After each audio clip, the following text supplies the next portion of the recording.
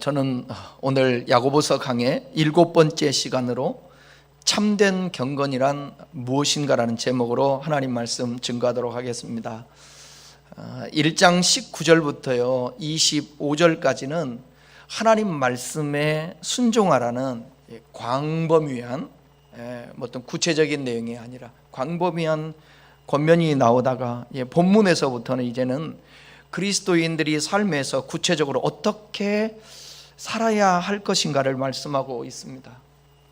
특별히 본문에서는 성도들이 경건하게 살 것을 말씀하고 있습니다. 여러분, 우리가요 은혜 없이는 구원받을 수 없다라는 사실 다 아시죠? 우리의 구원의 출발은 전적인 하나님의 은혜로부터 출발합니다. 근데요, 구원받은 후에 우리가 살아가는 삶도 매일매일의 하나님이 주시는 그 은혜와 하나님의 도우심 없이는 살아갈 수 없다는 것 또한 부인할 수 없는 것 아닙니까? 그러니까 우리에게 있어서 하나님의 은혜가 부어질 때에 그 은혜면 그냥 끝이다가 아니라 그 은혜에 대한 우리가 반응이 필요하다는 거예요. 그래서 우리가 힘써야 될 부분들은 힘써야 된다는 거죠. 하나님은 은혜를 주시면서 하나님께서 원하시는 대로 우리가 반응하며 살으라고 말씀하고 있습니다. 앞에서 야고보는 말씀을 들은 자는 들은 바를 실천하여야 함을 강조했는데, 본문에서는 참된 경건이라는 오직 말씀의 실천으로 입증된다는 점을 강조하기 위해서 이 참된 경건이 무엇인지 예를 들어 보여주고 우리에게 있습니다.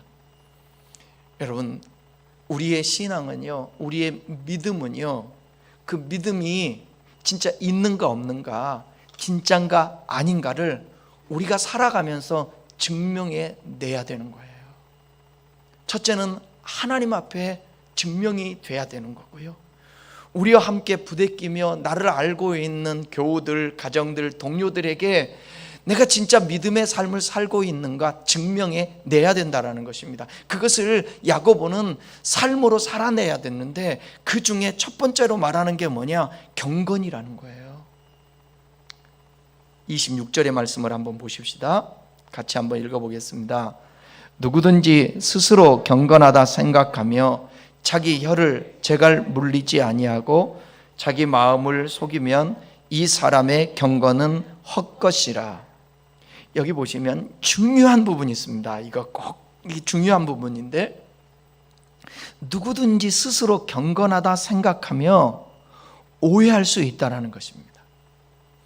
하나님께서 원하시는 경건이 아니라 스스로가 생각하는 경건인데, 그것이 잘못된 것일 수도 있다는 것을 일깨워주기 위해서 야고보는 참된 경건에 대해서 말씀하고 있는 것입니다. 경건이라는 이 단어는 헬라어로 보면 드레스케이아라는 단어인데, 1세기 당시에요, 1세기 당시에 기도, 금식, 예배 등을 표현하는 어떤 종교적인 행위를 의미할 때 그때 이 경건이라는 단어를 썼었습니다. 그러니까 당시 많은 사람들이 바로 이런 종교적인 행위들로 자신이 경건하다라는 확신을 의심 없이 가졌다라는 것입니다. 그러니까 뭐냐? 나는 마치 예수님께서 오셔서 지적했던 바리새인, 사두개인, 율법학자, 종교 지도자들이 있었잖아요. 그들은 스스로가 예배를 드리고 그 다음에 성경을 가까이 하고 일주일에 한 번씩 금식을 하고 그러다 보니까 자기들은 경건하다고 스스로 생각했다라는 거예요. 그런데 그건 자기 스스로의 착각이었죠. 자기 생각이었죠. 하나님의 평가는 뭐냐? 아니라는 거죠. 그 속에 하나님의 사랑도 없고 외식하고 오히려 독사의 자식이라고 하는 소경된 인도, 영적으로 눈이 멀었다라고 하는 그런 책망을 들었다라는 것입니다. 이 말씀 앞에 우리 자신들을 보면 마치 오늘날 교회에 나오고 예배하며 종교적 행위를 하면 경건한 삶을 산다고 생각하는 것처럼 말입니다. 그러나 본문에서 혹시 경건에 대해 오해하고 있을 성도들에게 경건이 무엇인지를 말씀하고 있습니다. 그러니까 여러분, 들은 풍월로 신앙생활하면 안 되고요. 내 생각이 그럴 거야, 지금까지 내가 알고 있는 경험, 지식으로 신앙을 이렇게 하면 하나님이 기뻐할 거야, 원할 거야, 그런 선입견과 자기 생각으로 오만하면 안 되고요. 그래서 매일매일마다 주의 말씀을 가까이 하고 내 입에서 떠나지 않게 하며 하나님이 뭐라고 말씀하시는지를 귀 기울여 듣고 그 말씀대로 나의 삶을 점검하며 하루하루를 살아내는 삶, 이 삶이 경건으로 나가는 첫걸음이 된다라는 것입니다. 본절에 이 말씀 한때 읽었던 26절의 말씀을 좀 이렇게 종합해서 다시 번역해 본다면 이런 뜻이에요. 누구든지 자기 혀를 제어하지 않고 자기 마음을 속이면서 종교성이 있다고 생각한다면 이 사람의 종교성은 헛것이다, 이렇게 번역할 수가 있습니다. 그러니까 여러분, 참된 경건이라는 것은 뭐냐? 성경에 만약에 당신들이, 야고보서가 편지를 쓰면서 그러는 거예요. 당신들이 경건하다고 스스로 종교 행위를 가지고 있지만 혹여 입술에 재갈을 먹이지 않고 하고 싶은 말 다 하고 산다면 당신은 경건한 사람이 아닙니다, 이렇게 말하고 있는 것입니다. 재갈이라는 단어는 헬라어로 칼리나 고게오라는 단어인데 제어하다라는 뜻을 갖고 있어요. 그 다음에 억제하다, 말에 굴레 씌우다, 고삐를 달다, 그런 의미를 가지고 있습니다. 저 어렸을 때 우리 집에 소를 잠깐 키웠던 기억이 있어요. 제일 소를 키웠는데 어렸을 때 다 이제 누나들은 이제 사회생활에 밖으로 나가고 이제 형님들하고 이제 같이 이게 부모님들이랑 살 때인데 소를 키웠던 기억이 있어요. 그러면 그 소를 뜯긴다고 그러죠.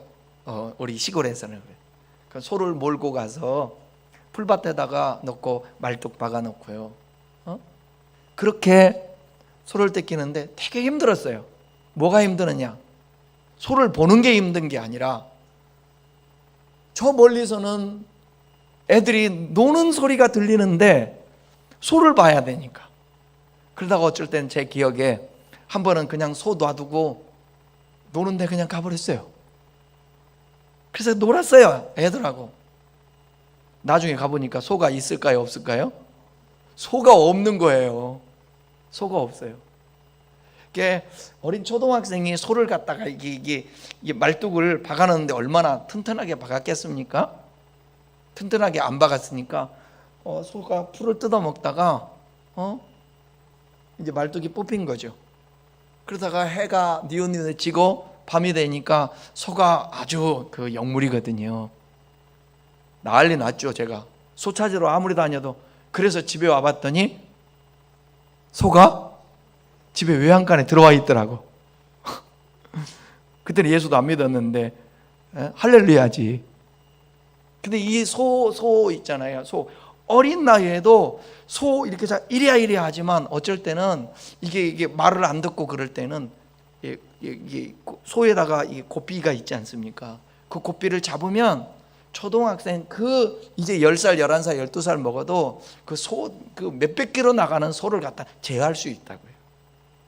그러니까 여기서 제갈이라고 하는 게 그런 거예요. 말도 그렇지 않습니까? 말도 그 힘이 세고 날뛴다 할지라도 제갈을 물려서 잡으면 꼼짝할 수가 없어요.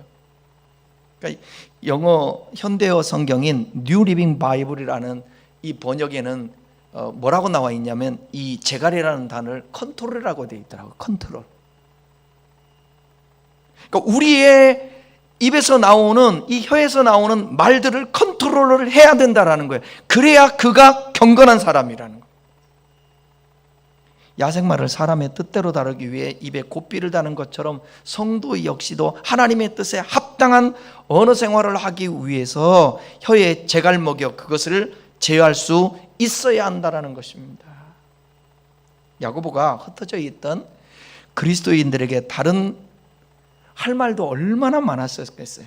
이 5장밖에 되지 않는데 이 5장 안에 하고 싶은 말이 얼마나 많았겠냐고요. 그럼에도 불구하고 이 말에 대해서 있죠.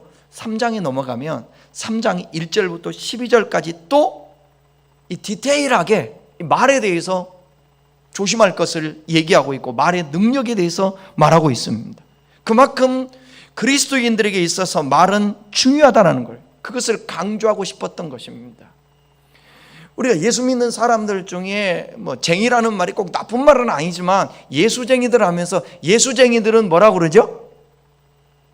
뒤에 붙잖아요. 수식어가. 예수쟁이들은 말은 많다, 말은 많다. 예수쟁이들은, 쟤네들은 말은 많어. 그렇게 말하죠.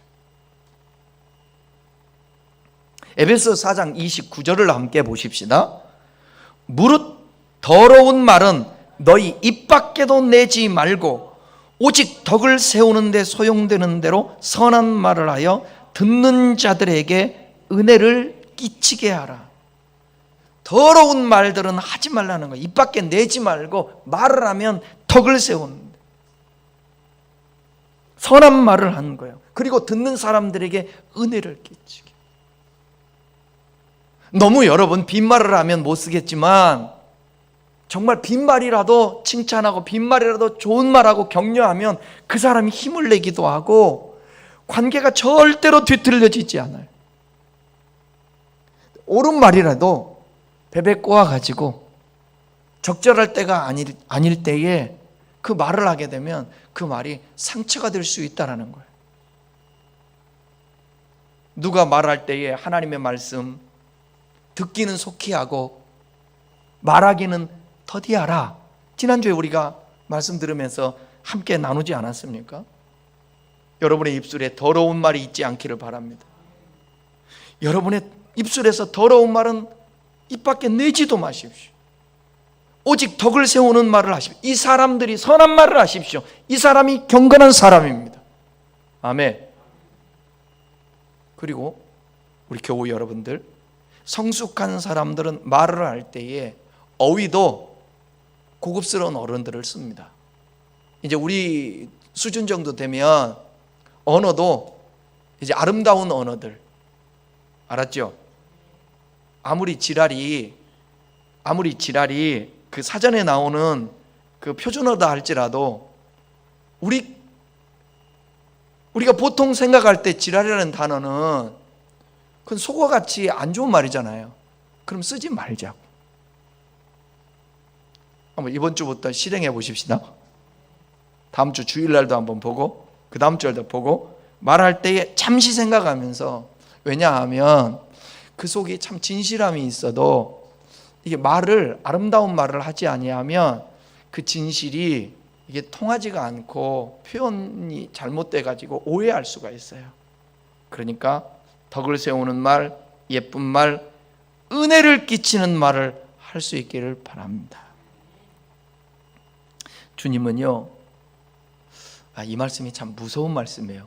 민수기에 나온 말씀인데 14장 28절 한번 보세요. 그들에게 이르기를 여호와의 말씀에 내 삶을 두고, 여러분 하나님의 삶을 두고 맹세한다. 여호와의 말씀에 내 삶을 두고 말씀한다. 여호와의 삶은 영원한데 영원한 그것을 두고 맹세한대요. 다음에요, 너희 말이 내 귀에 들린 대로 내가 너희에게 행하리. 이스라엘 백성들이 불평을 해요. 광야에서 원망을 해요. 저는 이 광야의 삶이 우리에게 주는, 이스라엘 백성들의 광야의 삶이 우리에게 주는 교훈이 엄청 크다고 봅니다. 여러분들이 지금 살고 있는 삶 속에 하늘에서 구름이 늘 여러분들을 쫓아다니고 저녁에는 불이 쫓아다니고 아침에 자고 일어났더니 만나가 떨어지고 메추라기가 떨어지면 그 여러분들 대단할 거예요. 아마 전 세계에서 구경 올 거요. 그렇다면 여러분들이 그 만나와 메추라기의 공급과 구름 기둥과 불 기둥 때문에 진짜 만족할까요? 진짜 행복할까요?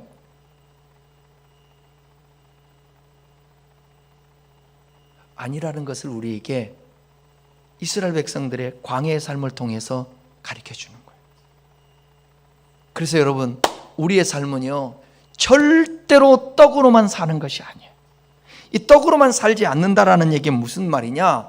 눈에 보이는 것, 물질의 것들, 환경적인 것들로만 사는 게 아니에요. 하나님의 말씀으로 산다는 거예요. 떡으로만 살려고 했던 사람들이기 때문에 그들에게 만족이 주어지지 않으니까 광야에서 만족하지 못하고 원망하고 불평하는 것입니다. 그러니까 여러분, 환경을 바꿔서 여러분들이 원하는 대로 뭔가 얻어서 만족을 하려고 하는 것, 그것이 100%면 안 되는 거예요. 어느 정도는 우리의 삶에 필요합니다. 여러분, 병든 자가 건강해져서 행복해질 수 있어요. 그것을 성경은 부정하지 않아요.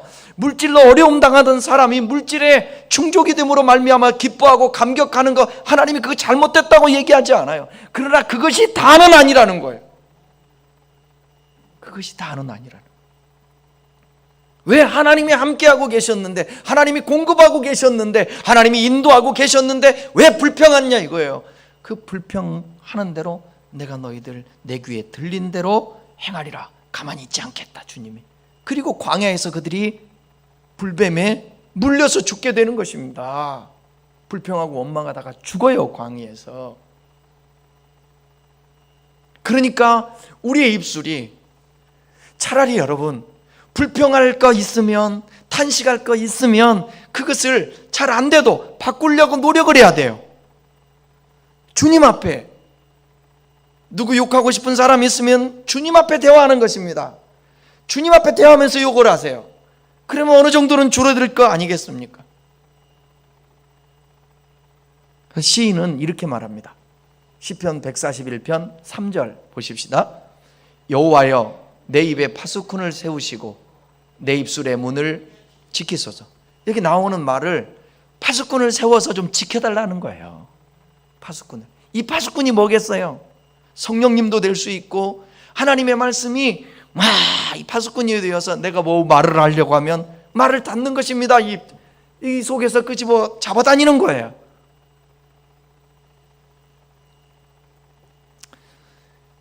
이제 아무리 종교적인 행위를 하면서 나는 경건한 사람이야, 나는 이렇게 예배하잖아, 그런데 입술이 제갈 먹이지 않고 하고 싶은 말 다 하고 상처를 주면서 막말을 하면 그 사람의 경건은 참된 경건이 아니라 거짓 경건이라는 것입니다. 두 번째 생각할 것은, 그러면 정결하고 더러움이 없는 경건은 뭔가? 야고보서 1장 27절 말씀 보겠습니다. 하나님 아버지 앞에서 정결하고 더러움이 없는 경건은 곧 고아와 과부를 그 환난 중에 돌보고 또 그 자기를 지켜 새 속에 물들지 아니하는 그것이라. 그러니까 하나님 앞에서 정결하고 더러움이 없는 경건은 뭐냐? 여기서 먼저 하나님 앞에서 정결하고 더러움이 없는다라는 이 의미를 좀 살펴보겠습니다. 본래요, 구약의 제사적 의미를 나타내는 표현을 할 때 정결하다, 더러움이 없다, 이런 단어를 썼어요.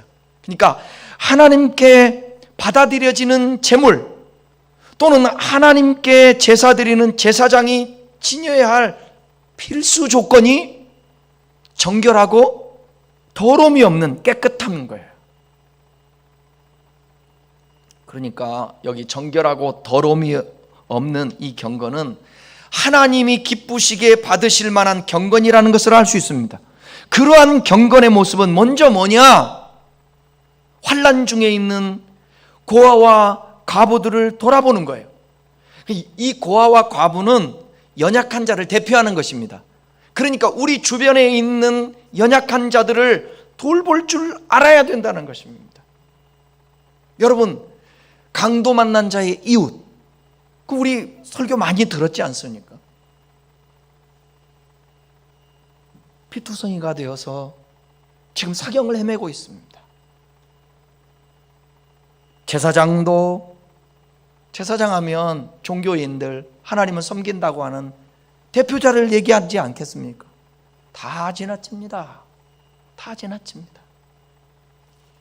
근데 누구도 알아주지 않는 사람, 그는 그 강도 만난 자를 도와주는 거예요. 우리의 삶에 있어서 여러분, 주님은 오히려 우리는 이럴 수 있어요. 죽어가는 사람들을 보면서도 나는 예배를 드려야 돼. 왜? 신자들은 예배를 드려야 하니까. 그러면서 예배를 향하면서 죽어가는 자를 돌아보지 않는, 이 오해하고 있는, 경건에 대해서 오해하고 있는, 잘못하고 있는 우리의 삶을 통하여 여러분, 예배하는 것이 얼마나 중요한지 몰라요. 너희는 하나님이 기뻐하는 너희 몸을 거룩한 산제로 제사로 드리라. 자, 잠깐 이 설명 잘 들으셔야 돼요. 예배에는 두 가지 의미가 있다고 생각합니다. 한 가지 의미는 뭐냐? 예전으로서의 예배. 한 가지는 삶으로서의 예배. 이 두 가지를 한쪽으로만 치우치면 절대로 안 돼요. 두 가지 다를 조화를 이루어야 돼요. 다시 말하면 예전으로서의 예배는 뭐냐? 하나님 앞에 시간을 구별하여서 주일날 예배를 드리고 찬송을 하고 신앙 고백을 하고 기도를 하고 말씀을 듣고 헌금을 하고 교제를 하고, 이러한, 그러면서 세례를 받고 성찬을 드리고 절기를 지켜가며 드리는 이 예전적인 예배, 매우 중요합니다. 두 날개의 예배가 필요해요. 또 한 가지는 뭐냐면, 이 예배만 드리면 된다 모여서, 아니에요. 그 예배의 연장선에서 삶의 현장에서도 우리가 예배 드리는 삶을 드려야 돼요. 내가 제물되어서. 이 두 가지가 같이 가야 되는 거예요. 어느 한쪽만 강조해도 안 되는 것입니다. 그런데 이 코로나 시대 때에 이 예전적으로서 드려지는 이 예배를 그냥 무시해버리고 우리가 삶에서 예배, 어디서나 예배 드리면 되지 라고만 주장하면 안 되는 거예요. 그래서 우리가 최선을 다해서 정말 영광을 가리지 않은 그런 한도 안에서 우리가 하나님이 원하는 대로 모여서 예배를 드려야 되는 것이고, 만약에 그런 상황이 정말 불가피하고 하나님께서도 용납해 줄 수 있는 상황이라면 우리의 삶의 현장에서 예배하는 그런 삶이 중요한 거예요. 예배를 어디에서 드리느냐 안 드리느냐보다 더 훨씬 중요한 건 뭔지 아십니까? 주님과의 관계예요. 그래서 주님과의 관계 속에서 주님이 말씀하시길 너는 그럼에도 불구하고 예배당 가서 예배를 드리라는 그런 감동과 그런 확신과 그런 뜨거운 마음 주면 저도 마찬가지예요. 저도 마찬가지예요. 주님이 그것이 옳다라고 하면 삶의 우선순위에서 예전적인 예배가 중요하다고 하면 저는 목숨을 걸고라도 예배를 드립니다.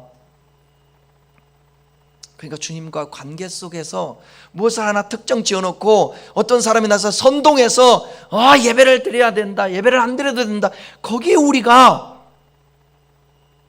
흔들릴 필요도 없는 것이고 고민할 필요도 없는 거예요. 주님을 사랑하는 사람들에게 있어서 주님을 향한 마음, 그의 표현들이 예배로 나타나게 되는 것입니다.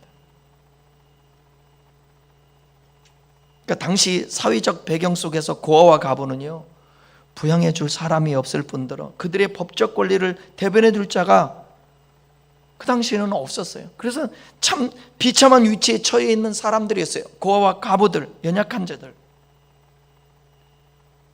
그런데 종교를 가지고 있다라는 사람, 하나님을 믿는다고 하는 사람들이 예배는 중시 여기고 율법을 지킨다고 하면서도 그런 연약한 자를 돌아보지 않는 것은 성경에 말하기를 그 스스로 생각하는 잘못된 경건이라는 거예요. 참된 경건은 고아와 과부를 살피고 환난 중에 있는 자를 도와줄 수 있어야 된다는 것입니다.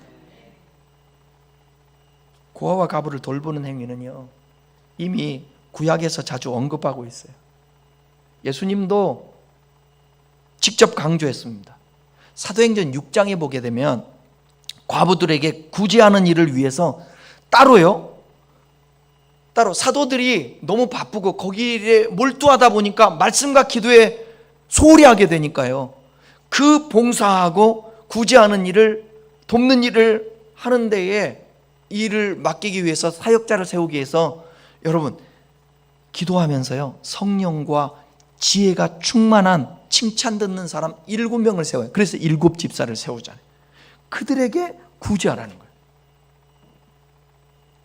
사도행전 10장 2절에 보면 로마 군인 백부장이었던 고넬료는 경건한 사람이었습니다. 그 경건한 사람이라고 말하면서 하나님이 이 사도행전에서 이 고넬료를 구제하는 사람이라고 해요. 한번 성경 볼까요?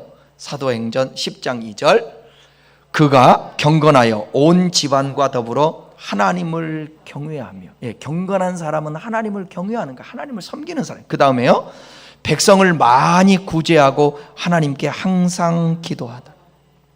여기서는 경건이 뭐냐? 하나님 경외하고, 그 다음에 백성을 많이 구제하고 항상 기도하는 사람.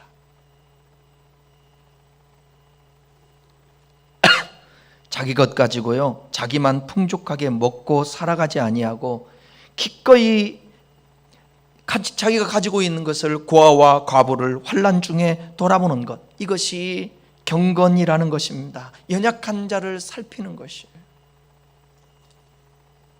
교회 여러분 살아가면서 절대로 강자에게 굽신겨려고 하지 말고, 약자에게 위력을 사용해서 괴롭히려고 하지 말고, 약한 자, 저와 여러분 다 못한 자들에게 항상 가서 편들어주고 손 내밀고 더 겸손하게 섬겨주려고 하는 그런 마음으로, 예수님의 마음이 그 마음이거든요.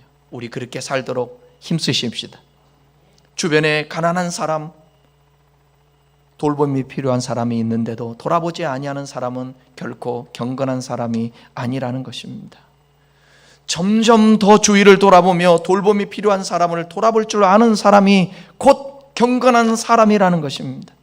내가 살아가는 현실이 어렵고 버거워서 주위를 돌아보지 못했지만 하나님이 우리를 돌아보신 것을 묵상하고 생각하면서 내 주변에 있는 사람에게 내가 할 수 있는 만큼 그런 마음으로 반응한다면 하나님 보실 때 그 사람은 참된 경건한 사람이라고 인정해 주는 것입니다. 이 세상은요, 더불어 함께 사랑하며 사는 것, 이것이 주님께서 하나님의 형상을 대로 지음받은 사람들이 함께 어우러져 살아가는 공동체의 모습이기를 주님께서 설계하시고 디자인했다는 거예요. 그러니까 교회든 가정이든 어느 공동체든요, 더불어 함께 공유, 나눔, 섬김, 이해, 관용, 포옹, 이게 없다면 그곳은 하나님의 나라가 임한 것이 아닌 거예요. 여러분들 각자가 맛을 내서, 옛날에 음식에 맛을 내려면 거기에다가 뭘 넣어요?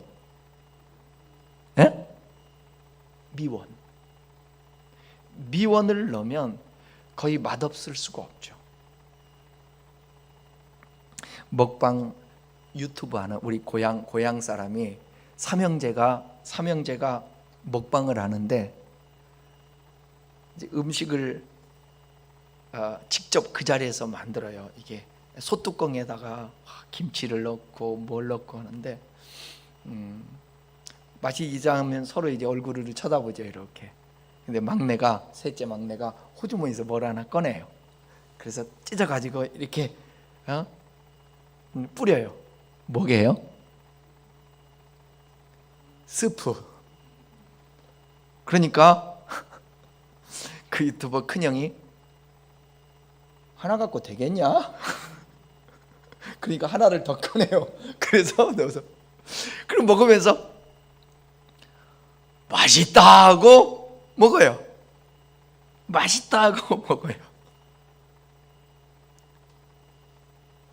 이게요, 소금이라는 것도 마찬가지 아닙니까?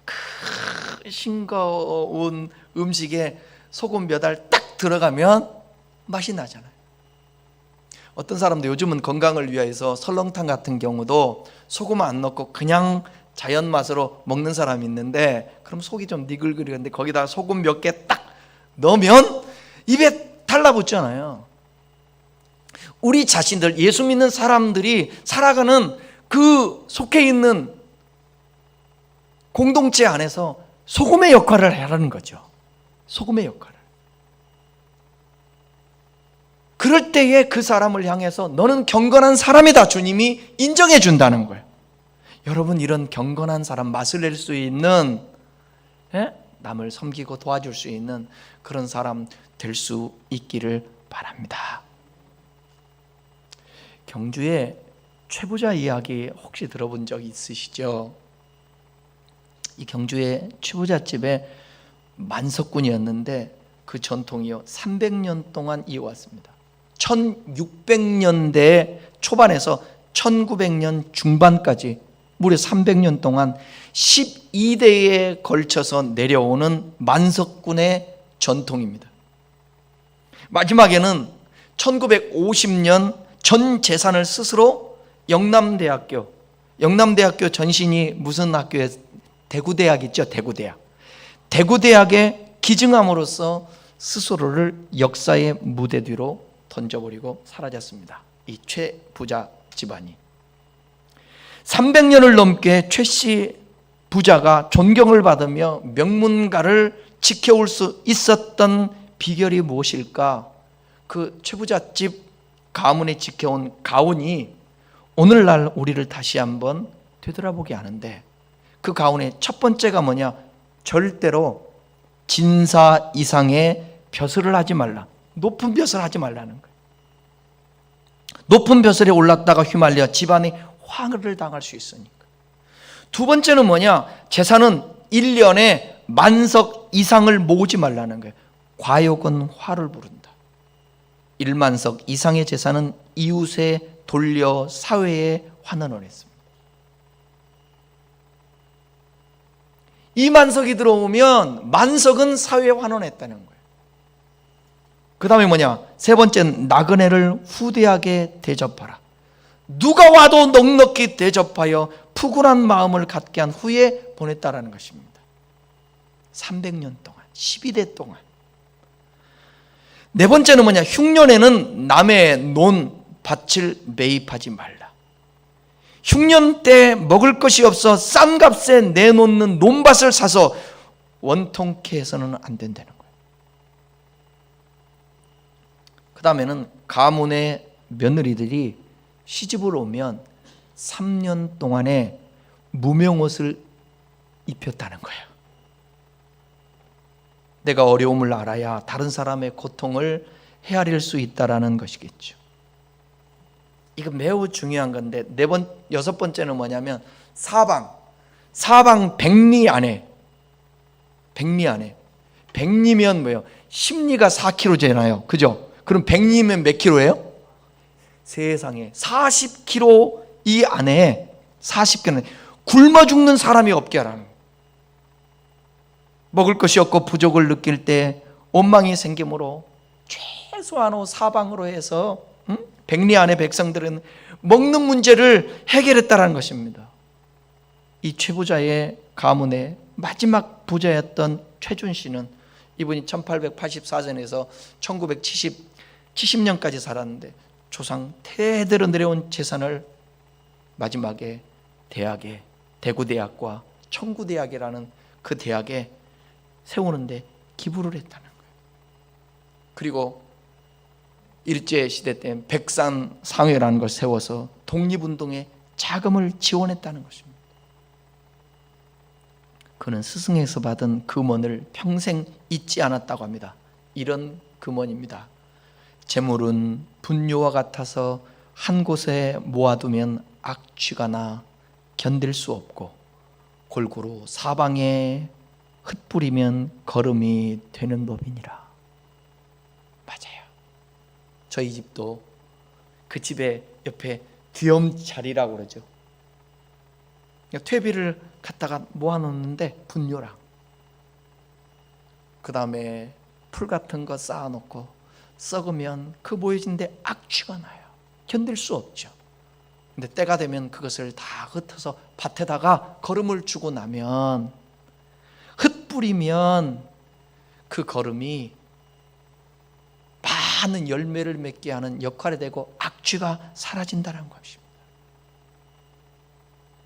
찬송가 가운데 사랑은 버리는 것, 사랑은 버리는 것, 나누는 것, 쓰고 빌려주는 것.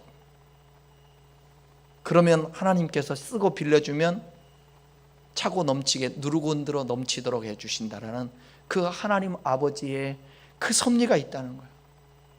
여러분, 흘려보내면 계속해서 하나님이 공급해 주신다는 사실을 기억하시기를 바랍니다. 아멘입니까? 네, 흘려보내십시오. 흘려보내면 새 것을 먹습니다. 흘려보내면 새 옷을 입습니다. 흘려보내면 늘 새 것을 공급받을 수 있습니다. 누군가 여러분을 통하여서, 여러분의 도움을 통하여서 힘을 얻고 살아나고, 그 기억으로 내가 아무리 어려워도 누군가 나를 도와 나 살 수 있는 거야, 절망하지 않는 그런 역사들이 있어질 수 있기를 바랍니다. 이 얘기는 비판을 하고자 하는 것이 아니라 좀 생각을 바꿨으면 어떻게 할까라는 이 코로나 시대 때에 재언을 하면서 한번 제가 얘기한다면, 이제는 여러분 정말 교회가 옛날 중세시대처럼 아니면 유럽 교회처럼 웅장하게 100억, 200억, 300억, 1000억, 2000억 들여서 교회를, 빌딩을 세우는 것도 중요하지만 그것으로 사람을 살리고 사람을 세우는데 오히려 투자하는 그러한 이 조국 교회들이 되었으면 좋겠습니다. 우리 교회도 하나님이 그런 복을 주신다면 우리들도 섬기고 나누고 함께 공유하는 그런 은총이 있었으면 좋겠습니다. 교우 여러분들, 우리가 생각을 바꿔야 합니다. 성경에 뭐라고 말씀했어요? 부한 자들은, 낮은 자들은 부함을 자랑하고, 그 다음에 부한 자들은 낮음을 자랑하라 그랬어요. 그러면서 뭐라고 얘기했습니까? 해가 돋고 뜨거운 바람이 불어 풀을 말리면 꽃이 떨어져 그 모양의 아름다움이 없어지나니 부한 자도 그 행하는 일에 이와 같이 쇠잔하리라. 모든 존재하는 것들은, 소유하는 것들은요, 없어지고요, 쇠잔해집니다.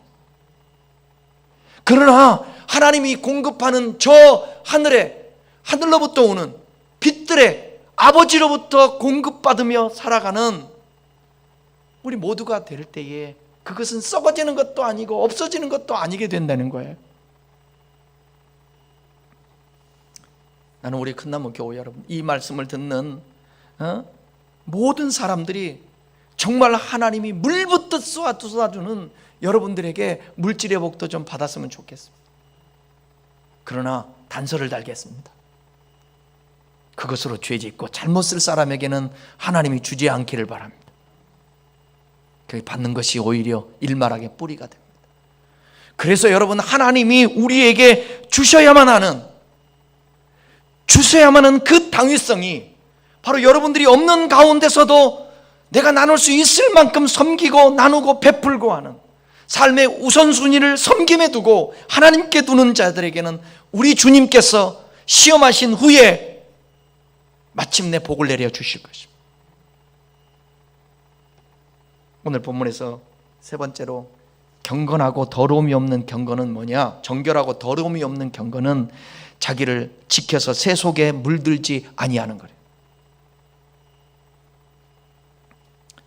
경건이란 자기 자신을 거룩하게 지키는 이 거룩한 삶의 모습을 통해서 나타나는 건데, 여기 새 속에 해당하는 코스모라는 단어는요, 하나님을 거스리고 죄악된 옛 본성대로 살아가는 세속적인 세상 사상, 가치관, 비도덕적인 삶, 불경건한 심령 등을 두루 지칭하는 말입니다. 그러한 것들로부터 자신을 철저히 분리하는 것이 거룩이며 바로 경건이라는 거예요. 이 세상 풍속을 쫓던 자리에서 이제 자꾸 빠져나와서 하나님 나라의 거룩한 풍습과 정신과 생활 태도를 가지고 살아가는 모습이 저와 여러분에게 있어야 된다는 거예요. 이게 경건이라는 거예요. 자기를 지키지 못하고 새 속에 물들어가는 모습은 경건치 아니함으로 나가는 길이에요. 세상을 사랑하고요, 세상의 유행을 따라가고요, 세상 사람들이 하는 대로 하는 것을 세상에 물들어가는 것이고 경건치 아니함에 점점 나가는 것입니다. 낮에는요, 시계 소리가 잘 들려요, 안 들려요? 시계 소리가 안 들립니다. 왜요? 세상 소리에 묻혀 있기 때문에. 그러나 고요한 밤 시간이 되면 벽시계 소리가 찰칵찰칵 들려요. 아주 작은 소리가 큰 소리로 들립니다. 우리도 세상에 휩쓸려 살면 하나님의 세심한 그 세미한 음성이 들려지질 않아요. 어떻게 해야 하나요? 고요한 장소로 자꾸 가야 합니다. 경건의 시간을 가져야 합니다. 그래서 세상의 소리를 차단해야 합니다.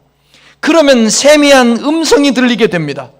우리는 너무나도 분주합니다. 세상 일이 너무 많습니다. 그래서 기도할 시간도 없습니다. 너무 바빠서 주의를 지킬 시간도 없습니다. 그러나 그렇게 바쁜 것은 나를 새 속에 물들게 하라는 사탄의 계략임을 기억하셔야 합니다. 세상에 완전히 찌들어 주일날 예배를 드리러 와도 하나님 말씀이 들어오지 않습니다. 예배 시간이 너무 피곤합니다.